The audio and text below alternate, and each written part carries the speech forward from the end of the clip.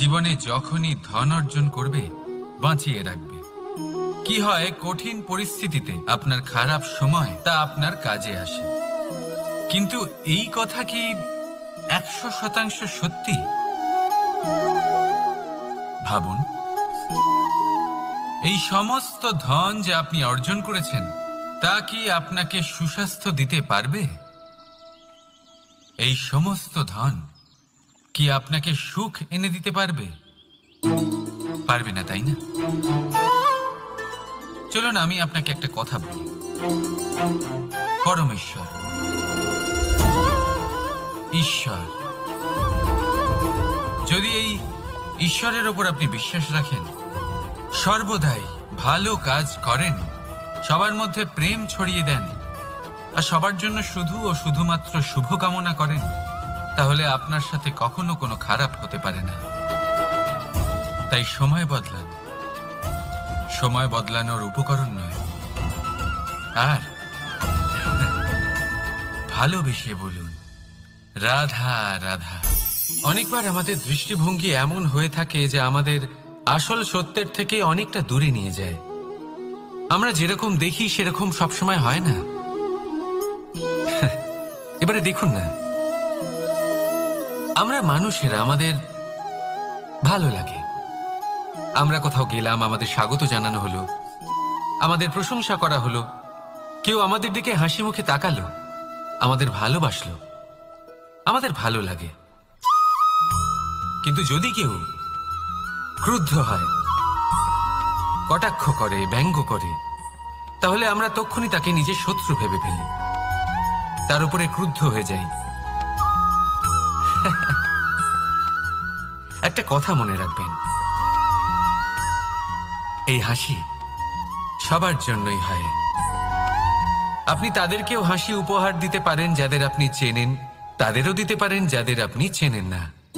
ছোটদের দিতে পারেন, বড়দের দিতে পারেন, সবার জন্যই হলো এই হাসি। কিন্তু ক্রোধ, ক্রোধ তাদের ওপরেই আসে যাদের আমরা জীবনে কখনো হারাতে চাই না, যাদেরকে আমরা অসম্ভব ভালোবাসি, যাদের জন্য আমরা আশা করি যে তাদের জীবনের পরবর্তী সময় সব সময় সুখময় হোক, উজ্জ্বল হোক।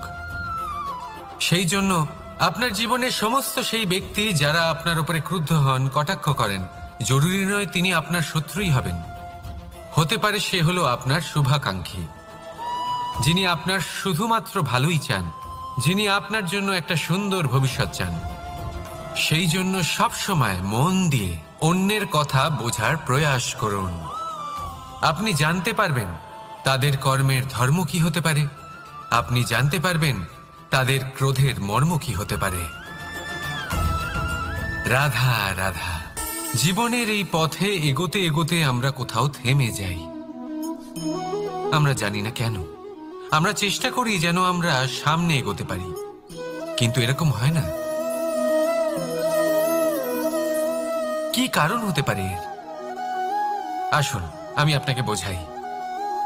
মনে করুন আপনি কোনো রাস্তায় হাঁটছেন, আপনার পা মুচকে গেল, আপনি পায়ে আঘাত পেলেন।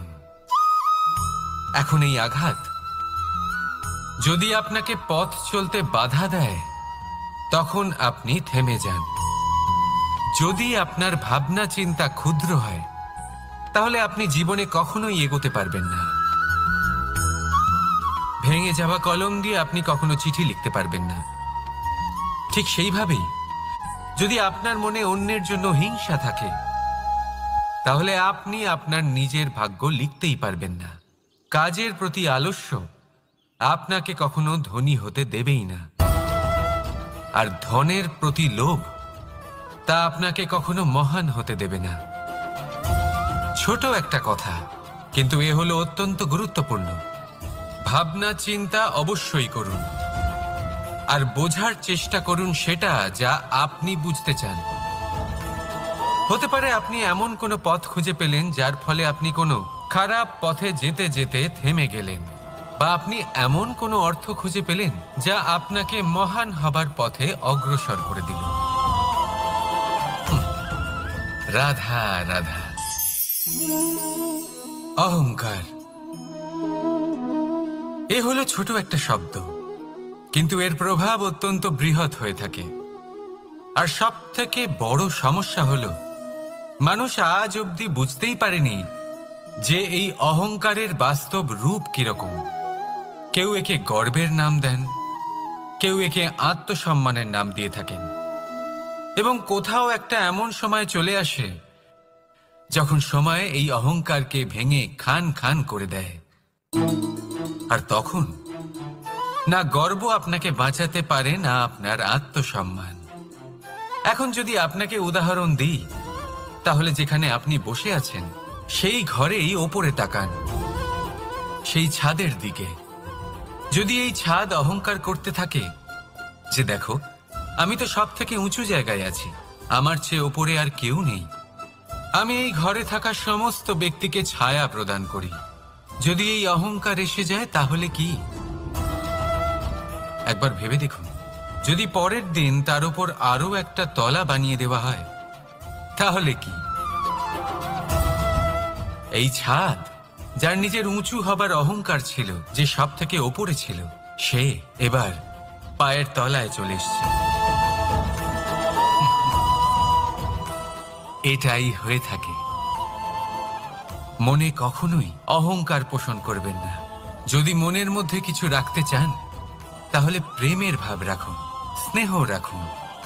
এই অহংকারকে আপনি যা ইচ্ছে নাম দিন, গর্ব হোক, আত্মসম্মান হোক, এর দ্বারা আপনার কোনোভাবেই কোনো লাভ হবে না। তাহলে এই অহংকারকে ত্যাগ করুন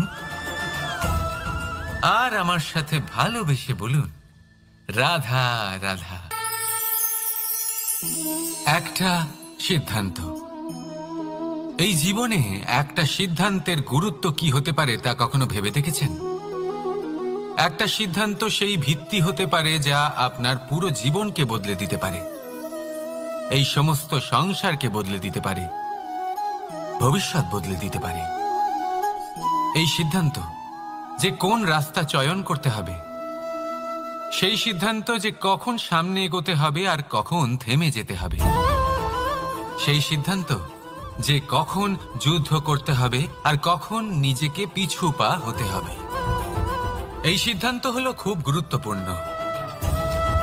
আর আপনি তো এই সংসারে একা নন, তাই আপনার একটা সিদ্ধান্ত শুধু আপনার জন্যই নয়, সমস্ত সংসারের জন্য গুরুত্বপূর্ণ হতে পারে। এবার এই সিদ্ধান্ত আপনারই হবে। ভাবনা চিন্তা করে নেবেন, সাফল্য পাবেন। রাধা রাধা। ভবিষ্যৎ। সংসারে এমন কোন ব্যক্তি আছেন যিনি নিজের ভবিষ্যতের বিষয়ে ভাবেন না? যে কেউ ভাবেন আমার ভবিষ্যৎ কিছু এরকম হবে, আমি ভবিষ্যতে এরকম কিছু একটা করব, এই সুবিধা থাকবে, এই আনন্দ পাবো, ইত্যাদি ইত্যাদি। কিন্তু সত্যি বলি, ভবিষ্যতের থেকে বড় ভণ্ড আর কেউ নেই। ভবিষ্যৎ আপনাকে ছেড়ে চলে যাবে, আপনি জানতেও পারবেন না। ভবিষ্যৎ আপনার থেকে আপনার বর্তমান কেড়ে নেবে। অনেক সময় আমরা ভবিষ্যতের বিষয় ভাবতে থাকি, দুশ্চিন্তা করতে থাকি, ভবিষ্যৎ দিয়ে নিজেকে এতটাই ঘিরে ফেলি যে বর্তমান কি তা ভুলেই যাই, তার বোধই আমাদের থাকে না। ভাবুন, ভবিষ্যৎ কি? ভবিষ্যৎ হলো সেটাই যা এখনো পর্যন্ত ঘটেনি। বর্তমান হলো সেটা যা এখন ঘটছে। তাহলে যা এখনো ঘটেইনি তার বিষয়ে দুশ্চিন্তা করে নিজেকে ব্যতিব্যস্ত কেন করছেন? এই বর্তমান, এটাই হলো গুরুত্বপূর্ণ। এর উপরে সমস্ত ভাবনা কেন্দ্রীভূত করুন। মনে লক্ষ্য অবশ্যই রাখুন, কিন্তু পুরো মনোযোগ শুধু বর্তমানে থাকবে। এই বর্তমানকে যদি সামলে নিতে পারেন তাহলে আপনার ভবিষ্যৎ এমনি উজ্জ্বল হয়ে উঠবে। তাহলে আসুন আমার সাথে ভালোবেসে বলুন, রাধা রাধা। সময়। কথায় আছে, আমাদের জীবনের প্রত্যেক মুহূর্ত স্বর্ণর মতো হয়। এবার হয় আমরা একে নিজেদের কাছে রাখতে পারি বা একে আমরা চলে যেতে দিতে পারি, কারণ এই ছোট ছোট মুহূর্তই আছে যা আমাদের জীবনকে গড়ে তোলে। এখন এই জীবন কেমন হবে তা আমাদের উপর নির্ভর করে। যদি আপনি একটা মুহূর্তের যত্ন না নেন, যদি আপনি এক এক মুহূর্ত ভালো না বাসেন, যদি আপনি এক এক মুহূর্ত স্নেহের আনন্দ না উপভোগ করতে পারেন, তাহলে দেখতে দেখতেই আপনার সমস্ত সময় নষ্ট হয়ে যাবে, আপনি জানতেও পারবেন না। অর্থাৎ এই সময় স্বর্ণ হতে পারে না। তবে আমরা একে স্বর্ণ বানিয়ে নিতে পারি আমাদের চেষ্টার মাধ্যমে। এই সময় শুধু একটি লাঙল যা মাটির সাথে লড়াই করতে পারে, আর কিছু নয়। একটা অত্যন্ত গুরুত্বপূর্ণ কথা মনে রাখবেন, আপনার কাছে শুধু সময় আছে। এবার আপনি এটা দিয়ে স্বর্ণ বানাবেন, না ঘুমিয়ে স্বপ্ন দেখে একে নষ্ট করবেন, সিদ্ধান্ত আপনারই। রাধা রাধা। ভগবান প্রত্যেক কঠিন পরিস্থিতিতে এই নামই আছে যা আমাদের উপায় দিয়ে থাকে। ব্যক্তি যান, ভগবানের পুজো করেন, আরাধনা করেন, ব্রত পালন করেন, মন্দিরে যান, পুজো পাঠ করেন, ভগবানকে জাগিয়ে তোলেন। আর তারপর শুরু হয় সমস্ত প্রশ্ন। হে ভগবান, আমার সাথে এরকম কেন হচ্ছে? কেন আমারই জীবনে এত দুঃখ আছে? আমি কিভাবে এর সম্মুখীন হব? আমাকে কেন এত কষ্ট ভোগ করতে হচ্ছে? হে ভগবান, আমি কি করব? আমাকে সাহায্য করুন, কোনো রাস্তা দেখান।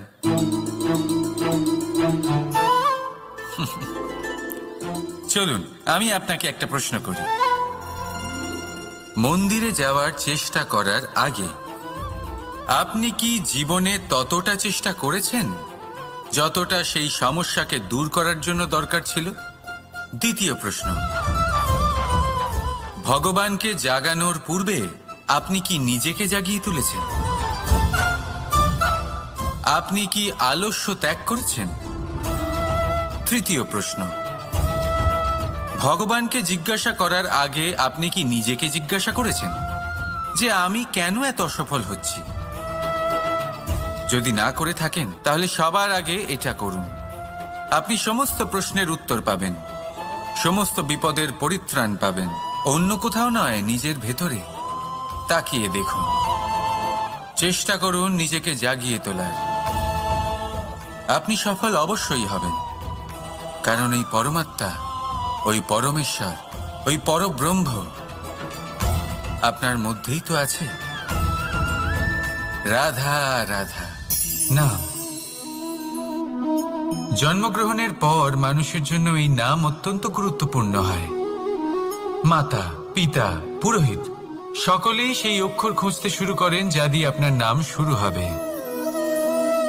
কিন্তু নাম আর রাশি এক হয়ে গেলেই কি সব কিছু ঠিক হয়ে যায়? কখনোই নয়, কারণ আপনার কর্মই হলো সব থেকে গুরুত্বপূর্ণ, আর কিছুই নয়। দেখুন, এই নিয়তিও আপনার কর্ম অনুযায়ী আপনার ভবিষ্যৎ সুনিশ্চিত করে। যদি আপনাকে উদাহরণ দিই তাহলে ভাবুন, একদিকে ছিলেন রাম আর অন্যদিকে রাবণ।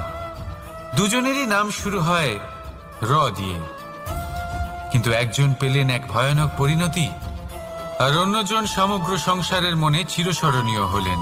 তাহলে মনে রাখবেন, নাম নয়, কর্মই হলো শ্রেষ্ঠ। আর যদি তা শ্রেষ্ঠ হয় তাহলে আপনার নাম এমন স্থানে পৌঁছবে যা সংসারের কেউ মুছে ফেলতে পারবে না। তাহলে আসুন আমার সাথে ভালোবেসে বলুন, রাধা রাধা।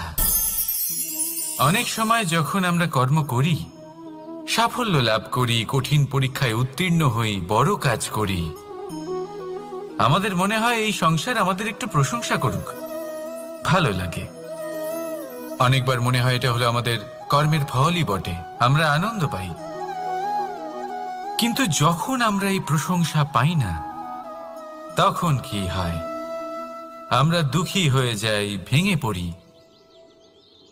মনে হয় যেন আমার জন্য কেউ চিন্তাই করে না। এমন মনে হয় যেন আমাদের আনন্দে অন্য কেউ আনন্দই পায় না। অনেক রকম ভাবনা আসে। কিন্তু আমি আপনাকে একটা প্রশ্ন করতে চাই, আপনি যে কাজই করেন না কেন, যে কর্মই করেন না কেন, তা কি শুধুমাত্র প্রশংসার জন্য করেন? যদি এরকম হয়ে থাকে তাহলে সেই ভাবনা এক্ষুনি ত্যাগ করুন, কারণ এই প্রকৃতি আমাদের অন্য শিক্ষা দেয়।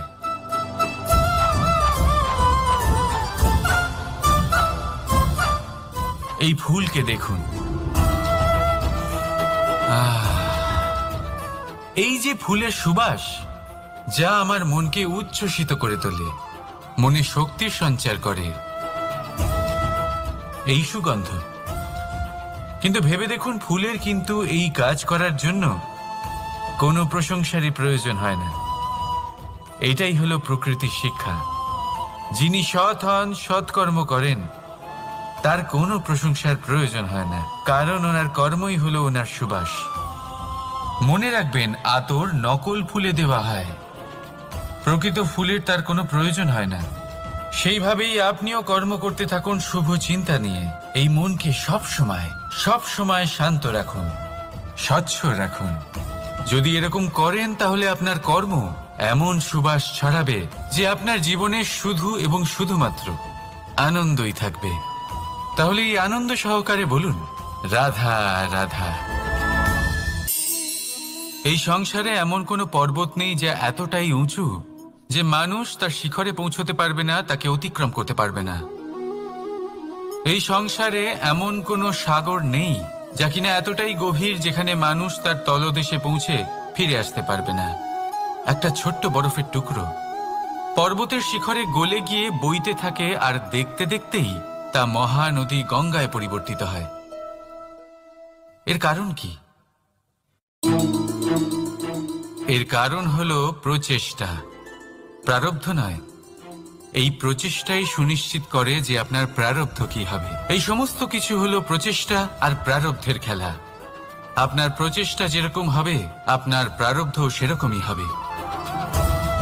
আর আপনার প্রচেষ্টা যদি উচ্চ মানের হয়, তাহলে প্রারব্ধকে আপনার সামনে নত হতেই হবে। কি বলেন? তাহলে আসুন আমার সাথে ভালোবেসে বলুন, রাধা রাধা। অনেক সময় মানুষ অতীতকে দেখেন আর তখন অহংবোধে পরিপূর্ণ হয়ে ওঠেন। কখনো বর্তমানের দিকে তাকান, ভবিষ্যতের দিকে তাকান আর পরিতৃপ্তিতে ভরে ওঠেন। কেন বুঝতে পারেন না একটা সহজ কথা? এই যে সৃষ্টি, এই সৃষ্টি হলো একটা বড় চক্র যা বারংবার আপনার কাছে ফিরে আসবেই। কঠিন থেকে কঠিনতর পরীক্ষায় আপনাকে নিযুক্ত করবে, যাতে আপনাকে উত্তীর্ণ হতেই হবে। যা কাল ছিল তা আজ নেই, এটা সবাই জানেন। যা আজ আছে তা হয়তো কাল থাকবে না, এটাও আপনাকে মেনে নিতে হবে, তাও আবার হাসি মুখে। শান্ত থাকতে শিখুন আর কখনো এই মনের মধ্যে অহংকার উৎপন্ন হতে দেবেন না।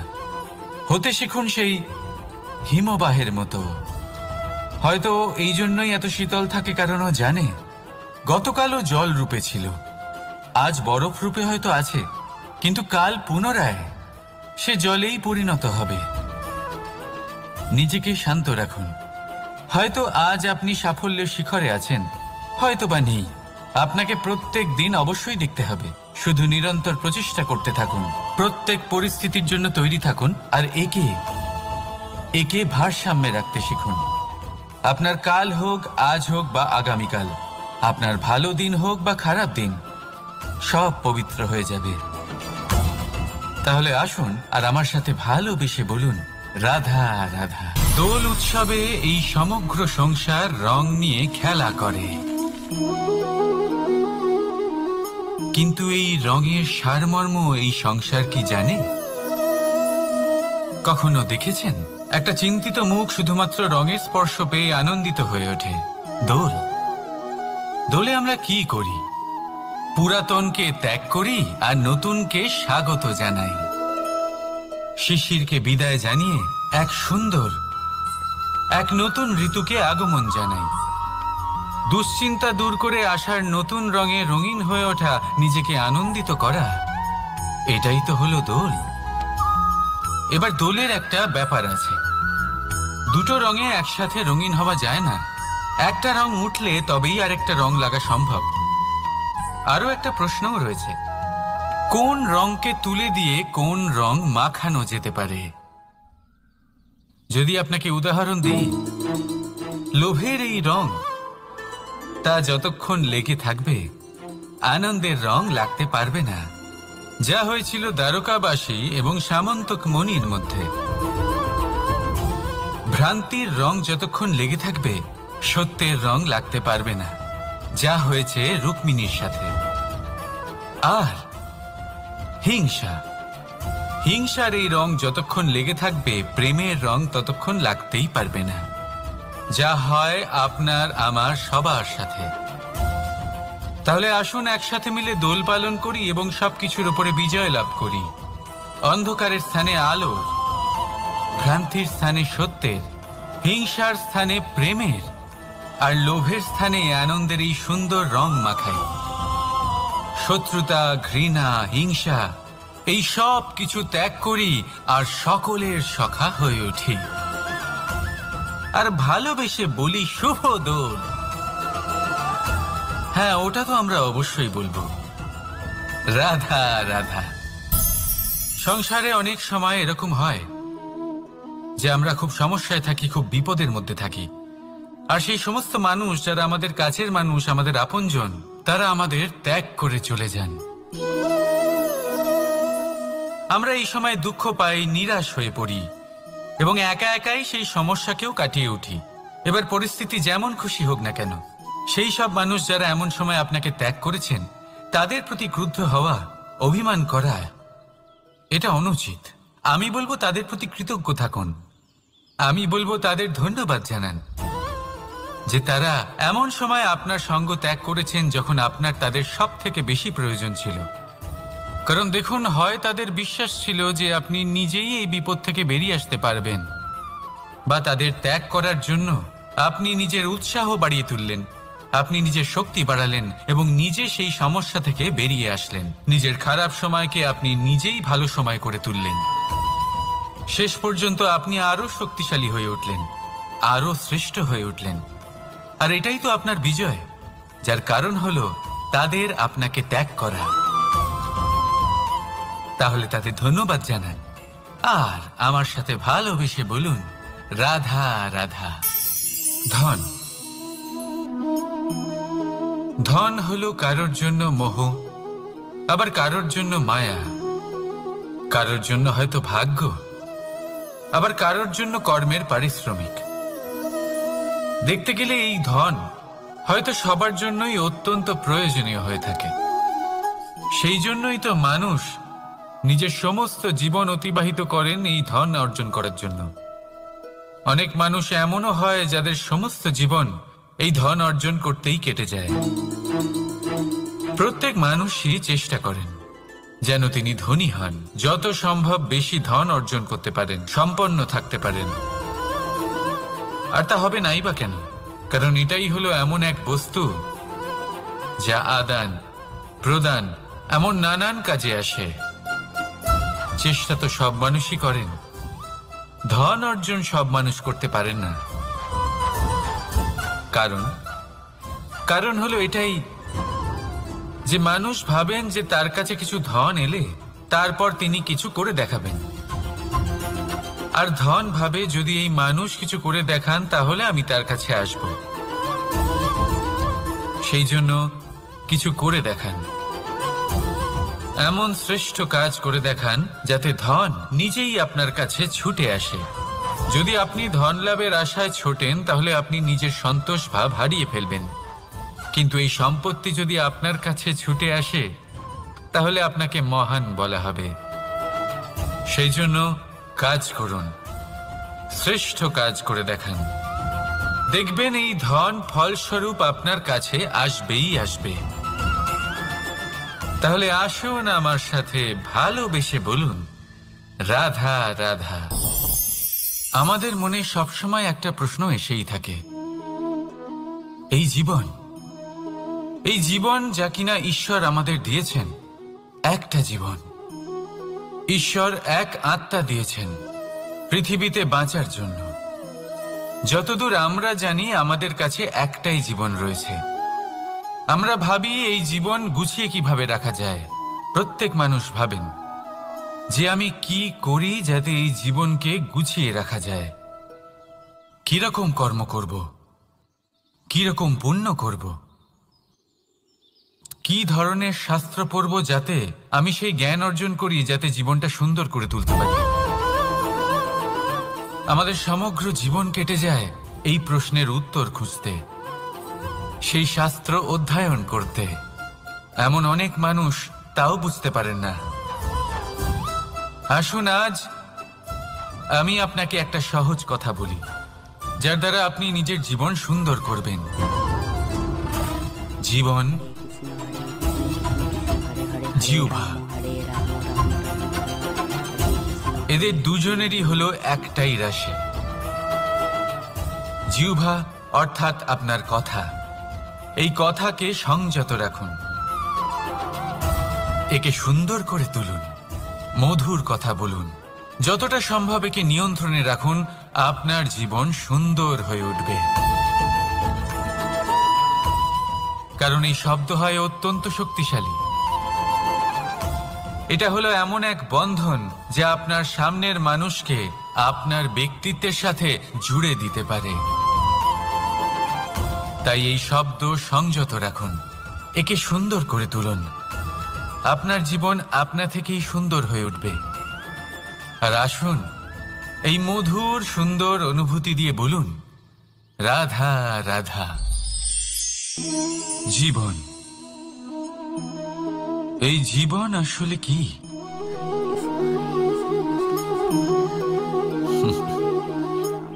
এই প্রশ্ন সবার মনেই এসে থাকে। সবার মন এই প্রশ্নের জন্যই চিন্তিত থাকে। এই জীবন আসলে কি? এর উদ্দেশ্য আসলে কি? কি করা যেতে পারে এই জীবনে? এই জীবন কি কিছু পাওয়ার,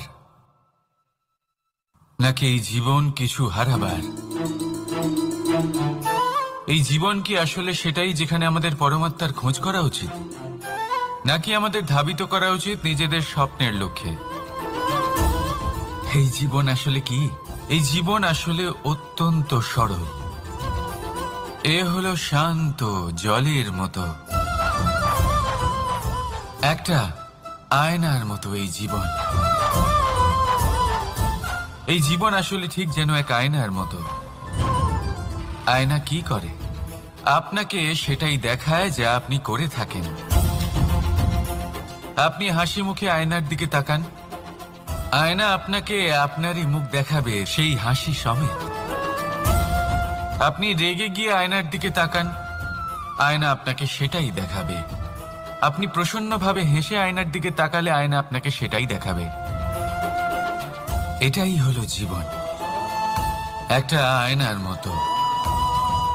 আপনি এটা ভাববেন না যে এই জীবন আপনাকে কি দিয়েছে, বরং এটা ভেবে দেখুন যে আপনি এই জীবনকে কি প্রদান করেছেন। যদি আপনি এই জীবনকে সুখ প্রদান করেন, আনন্দ দিতে পারেন, ভালোবাসা দিতে পারেন, তাহলে এই জীবনও আপনাকে সুখ, আনন্দ আর ভালোবাসাই দেবে। তাহলে আসুন এই সুখ, আনন্দ আর ভালোবাসা দিয়ে বলুন, রাধা রাধা। ধরিত্রীর বুকে গজিয়ে ওঠা এই দুব্ব ঘাস দেখেছেন? দুব্ব ঘাস, যা আমাদের পাকে শীতল রাখে। এতে যদি বসেন তাহলে মনে হবে নরম কোথাও বসে আছেন। এত ছোট হলেও কিন্তু এর মধ্যে গুণ আছে অনেকগুলি। আর যতটা ছোট এটা, ততটাই বড় শিক্ষকও। কিভাবে?